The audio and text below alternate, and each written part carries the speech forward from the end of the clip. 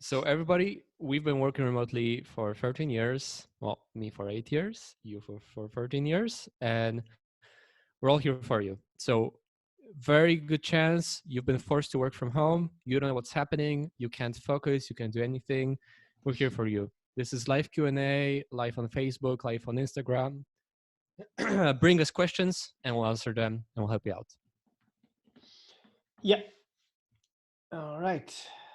So we should also mention that we're doing this every day at the same time until end of the week. Also doing this in Polish and in Spanish. And all the previous episodes are on Facebook and on YouTube, so you can check it out there. So waiting for your questions. Bring us questions. And Kuba, do you have questions from the unanswered questions from the previous stream? Yeah. So I Hey, have a Patrick. question. Um, I have a question here. A, a manager of a team that was forced to bring the team, home, is asking what to how to support each team member in this change, how to how to not have them discouraged, and how to be there for them. Okay, Michael. So if you're starting out, this is going to be a huge change, and right now this is not normal. This is not a normal situation. You didn't choose this. You've been forced to do this. So how to support your people, your team? Give them time, give them space. Don't expect them to be as productive as they normally are in the office because this is not normal, right? Expect lower productivity. Expect people to work less as they're figuring out what to do with their lives, with their children maybe. Uh, People need to set up their home offices. You need to give them time, and maybe you should give them money so that they can set up their workspace. You know, get a monitor, maybe get a keyboard, get a desk from IKEA, like whatever. But like, uh, set them up so that they can work from home effectively. Yeah, make sure that they have the right connection. So, for example, if they have what they can do is they can upgrade their connection. But very often, it's like the fact that because they had a home connection, probably they chose like a cheaper plan. So you could tell them, to upgrade the plan and pay for this upgrade, of course. So that's another thing.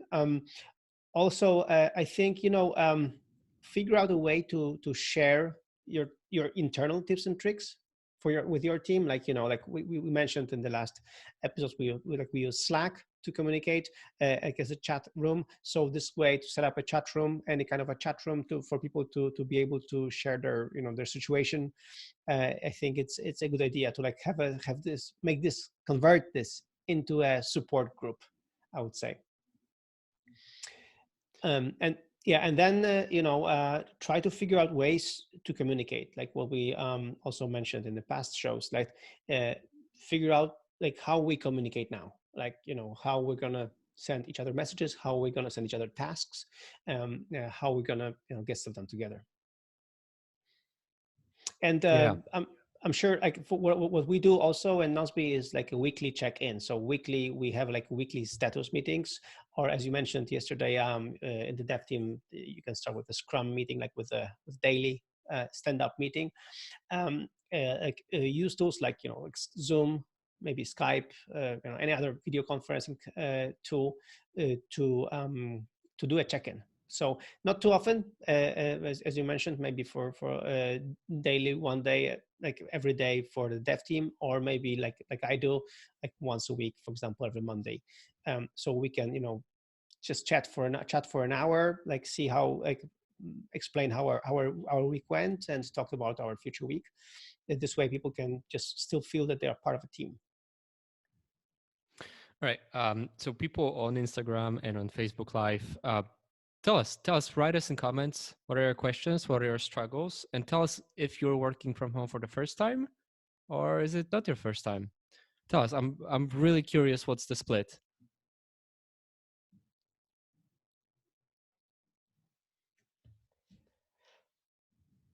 Come on, people. We There's rule there's a the world. question. There's a question coming. There's a question like what to do like when you live in a very small apartment and Yeah. there used to be one person leaving for work and now both are in the same small apartment. What to do then? I'll I tell think you. you've got some experience there. Yeah. Um, I mean, my apartment is not that small for Yeah, Warsaw you have 2 standards. rooms, right? Yeah, but no doors. We don't have doors, which is Ah, we don't have doors. But you know what we have or used to have? We used to have a kitchen desk. But the kitchen desk has been repurposed and moved to the bedroom to serve as the second work desk. Because like okay. a kitchen desk is not essential, but having a separate room ideally and a corner, even if it's cramped and it's like far from ideal, but And it's it's a still kitchen desk. yeah, but it doesn't matter, right? Like Yeah. even if it's not the right desk, not the right chair, still we now have two desks in two separate rooms, and much easier to both work at home.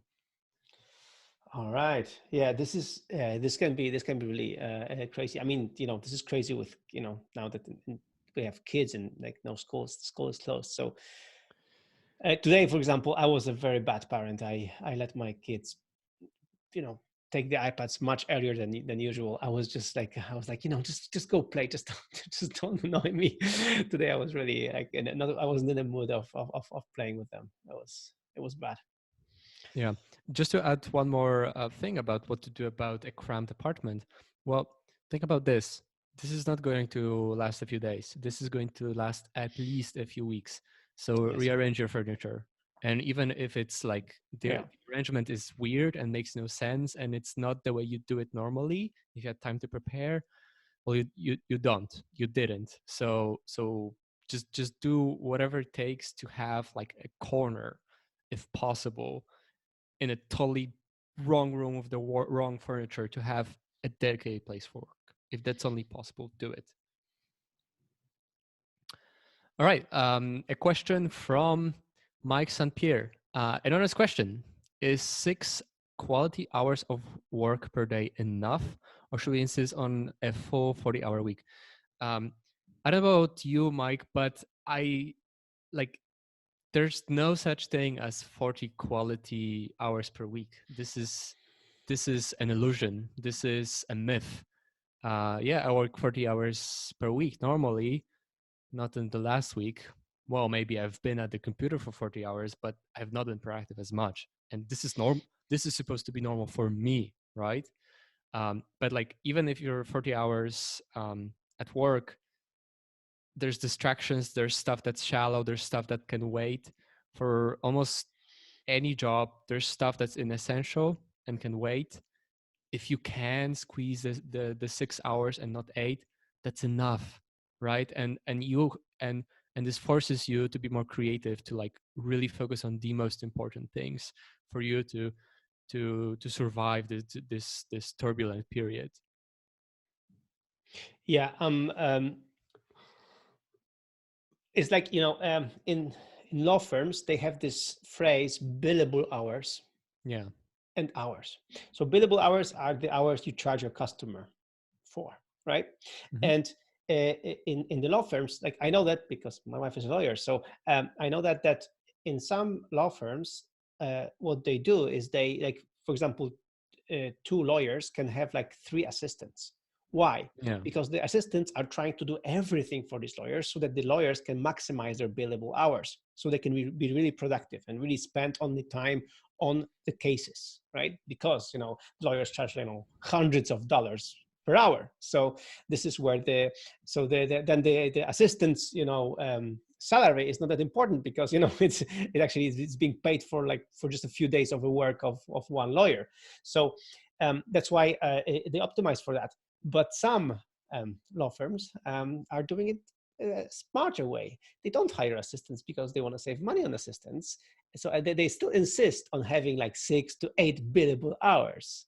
So you can think about that, what it means. It means that the lawyer actually is working like 12 hours a day because he's doing his own assistant work, and then he's still trying to get to 6 or 8 billable hours, which is complete crap, I mean, this is not how people should be working.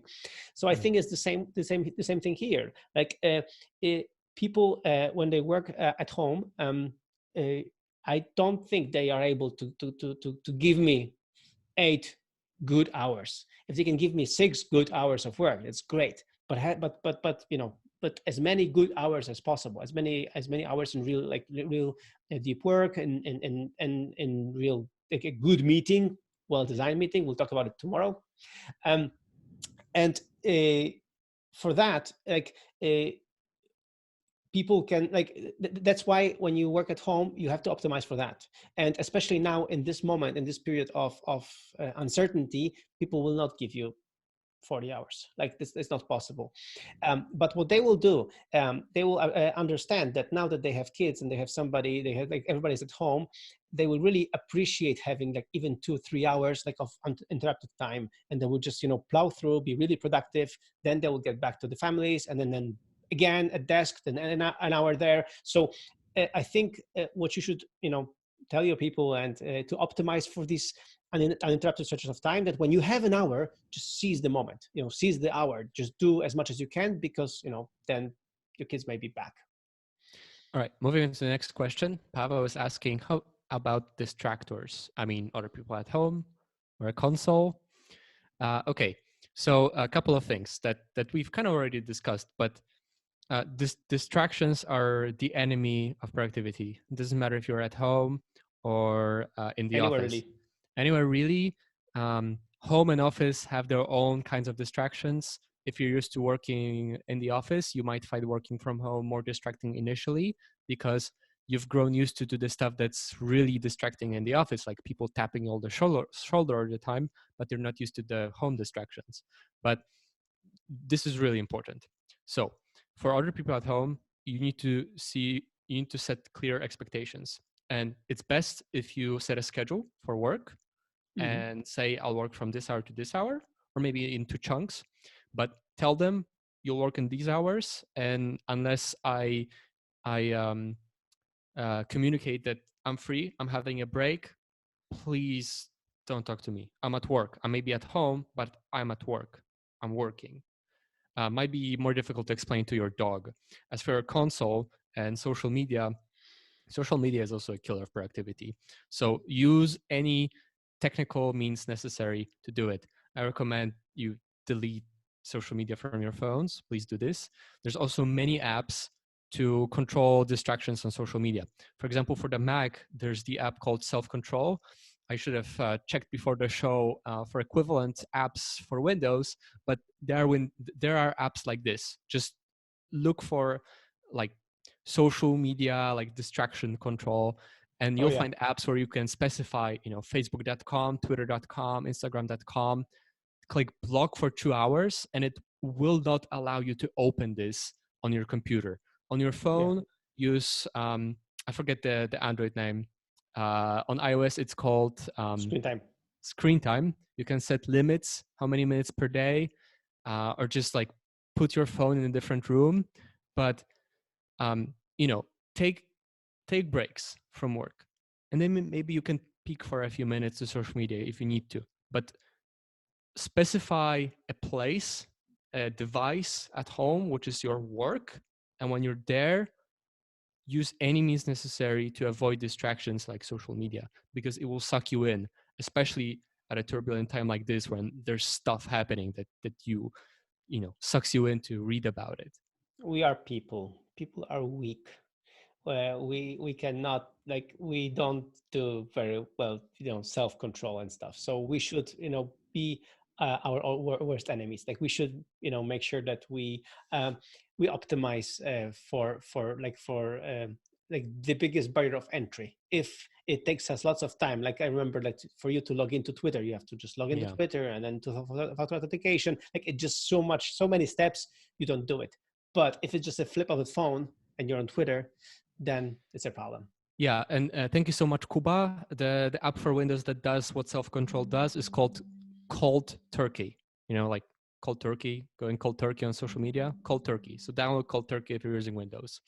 Okay, from the list, Wojciech, what if a boss doesn't get used to the remote work and is overestimating amount of work for a limited time? How to handle this, or how to explain that it's impossible? All right, Michael, you take this. Well, you have to deal with the boss. Again, it's all about setting expectations and about explaining, how it rolls. And I think the boss will have the same problem because they will have to do work from home as well. So they will realize that they Yeah. cannot be as productive as they would like to be. Of course, some bosses don't have kids or have like big kids. So, for example, they don't have as many distractions or as many problems that you have right now, homeschooling. So I am this kind of nice, understanding boss because I have 3 kids. So I completely understand the situation that my people who have kids are in because I'm here with the same thing. It's for the again, setting expectations and trying to deliver them really good work. So Yeah. if you can really convince your boss if you really do some really good work, like if you just have like this hour or 2 hours of uninterrupted time and you do something really good and you show it to them, they'll be like, wow, how did you do that? Like, so because in a normal office you get interrupted so many times that you really don't get that.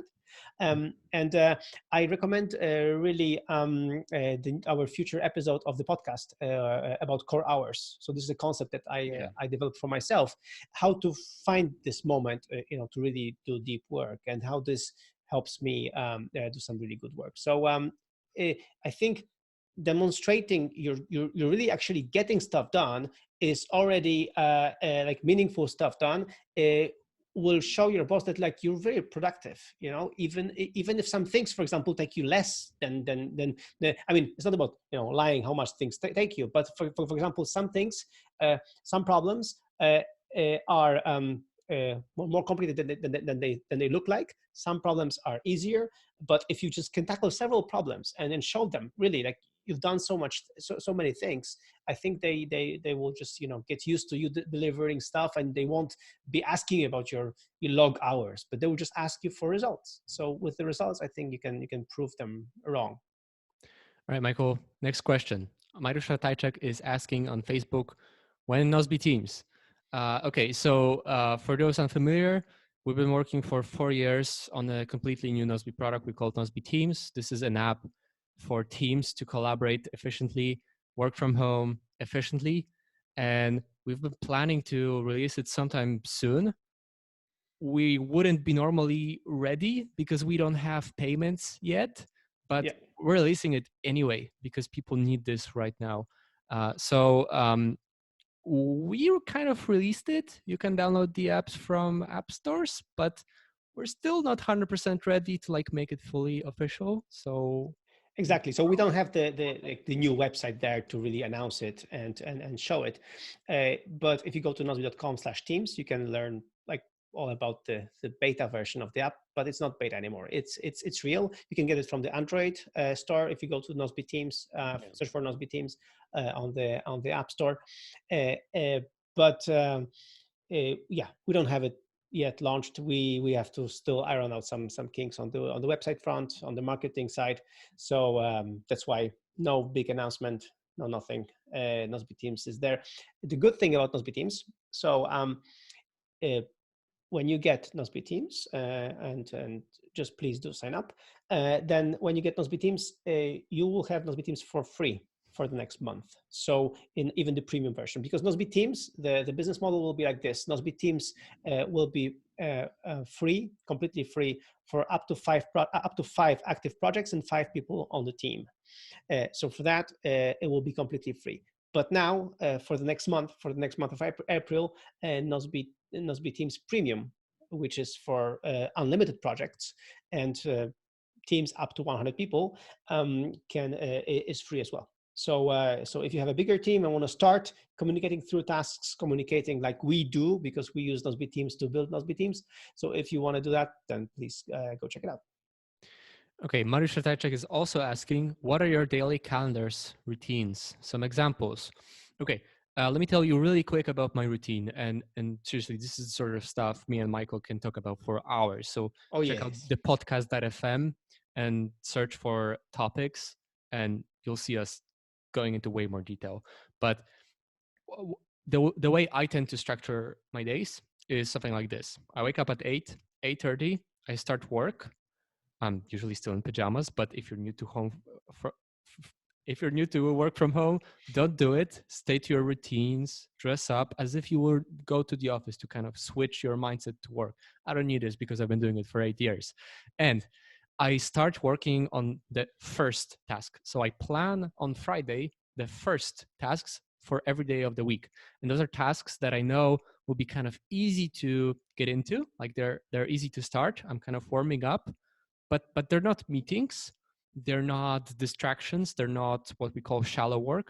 It's like really kind of deep, complicated technical work. For me, I'm a programmer, so that's usually working on code. Then I'm working on my main task, so the most important task of the day, which I also try to plan ahead of time. And I usually would work for until 12:30 or 1:30, and then I go to my shallow phase. So this is where I take care of everything else. So if I have any meetings, if I prefer to have it later, if I need to read all the comments that's been happening in Nozbe Teams, on Slack, see what's going on, answer to people, give them feedback. I try to do it later in the day because my most productive hours are early in the day. In the morning, my brain is working best then. So that's how I structure my day. That's my core routine. But I would recommend you to do roughly the same. For most people, seems like the mornings are best for most productive work, but this is not universal. So I would recommend finding some routine, but the one that works for me won't necessarily work for you. Yeah, my routine is a bit different. I start at 9 to 11. I do some shallow work, give feedback to the team because I'm the CEO, I'm the manager. So I want to make sure that I'm not a blocker in any of the projects or any of the tasks. And then from 11 to 1 or 2, I have my core hours where I work in deep focus. And after that, I have scheduled meetings. So this is like how I roll. So it all depends on you. But figure out your way and make sure that it's a routine. So completely. Yeah. All right. Tom Stubbs is asking, if we are starting out and want to start using a task manager, it seems overwhelming at the beginning. There are so many tasks and projects to capture. How do we begin without feeling overwhelmed? Just add new stuff to the system as it comes in and incrementally, or set aside a few days to get it all in and have it all in the system from the start? I'm not sure how I would approach it, given everything that's happening and that probably most of you are in slight crisis mode. I'm not sure if dropping everything for a few days to get everything in the system is the best way to go. I would say probably do it incrementally. But I would say for new things, if something new is coming in, add it to the system. Alternatively, maybe start it from some project. So you probably have multiple things you're juggling and you're trying to switch to something new. Then if you're switching to a task manager to something like Nozbe Teams, then maybe do it on one project and get everybody on board there. Use it as a playground to kind of hone in your skills and see if this tool works for you, how to use it most efficiently. And then when everybody sees the benefits, then they'll want to move everything to this system. Yeah, completely. I I think also trying like a new project, is a new project, put it there, make sure, and also like in GTD, what you do a mind sweep. What means is that you put everything in the system, you put everything on a piece of paper. So I would do that. I would do a mind sweep somewhere else, not in this system, and then choose two, 3 projects that I think like 2 or 3 projects, quick wins that you think you can do with your team pretty quickly. You put it in the system first, and you see how everything goes, and then you start gradually adding the rest of the stuff to the system. So and no, don't stop for like 2 days and just add stuff. It's not a great idea. So I have here a question about from Instagram, from De Valente. Will we have personal tasks on Nozbe and professional tasks on Nozbe Teams? This is what I do right now. I use Nozbe as my personal task manager, and we have migrated all of our like team stuff but almost all of our team stuff to Nozbe Teams. So Nozbe Teams is right now our main team communication platform, and I still use Nozbe as my personal task manager. Yeah, same here. And over time, we'll make it smoother and better and better and better. But yeah, that's essentially it, and that's what we've been doing internally at Nozbe for months, and that's Yeah, that's kind of the plan. still sharing a shopping list with my wife in Nozbe, and she still adds stuff there too. Yeah. Actually, we have to talk about this later, Michael, because for shopping in particular, there are better dedicated apps. All right, more questions? Okay. So we're almost half an hour in. Yeah. Mm-hmm. Yeah, so maybe we just cut it here. Come back Yeah. tomorrow if you have more questions. So please keep sending them in. Yeah. And yeah. Yeah. Tomorrow we'd like to answer like some, before weekend questions. So just really drop them there. If we have the time tomorrow, maybe we'll talk more about the meetings, because I think something this is there was a question here about actually meetings. Yeah. So here every Thursday we have meetings on a building site. I work remotely, our architect too. So we want to stop meeting this way. What app or tool could we use to speak 40 minutes? So like use Zoom. Yeah. Or that's it. So use Zoom for video conferencing, or you can use FaceTime if you're both on Apple platforms to do meetings. Like Essentially just use Zoom. And if you're concerned, which is what I gathered from yeah, the rest of the comment, that the meetings are too much, Zoom is perfect, because if you use Zoom for free, you're limited to 40 minutes. So the exactly. meeting can drag on for longer. So actually the free version of Zoom is the best.